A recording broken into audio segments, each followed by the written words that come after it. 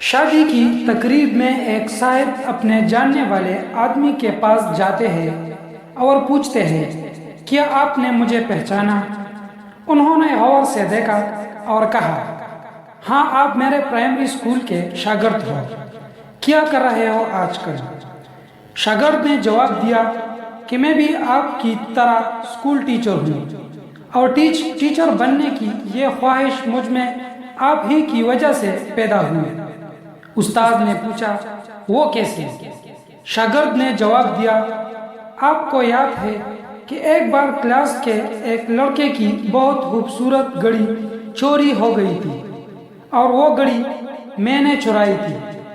آپ نے پورے کلاس کو کہا تھا کہ جس نے بھی گھڑی چرائی ہے واپس کر دے۔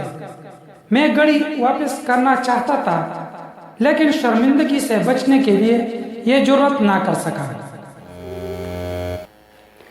آپ نے پوری کلاس کو دیوار کی طرف منہ کر کے آنکھیں بند کر کے کھڑے ہونے کا حکم دیا، اور سب کی جیبوں کی تلاشی لی، اور میری جیب سے گھڑی نکال کر بھی میرا نام لیے بغیر وہ گھڑی اس کے مالک کو دے دی، اور مجھے کبھی بھی اس عمل پر شرمندہ نہ کیا۔ میں نے اسی دن سے استاذ بننے کا ارادہ کر لیا تھا۔ استاذ نے کہا، کہانی کچھ یوں ہے کہ تلاشی کے دوران میں نے بھی اپنی آنکھیں بند کر لی تھی، اور مجھے بھی آج ہی پتہ چلا کہ وہ گھڑی آپ نے چرائی تھی۔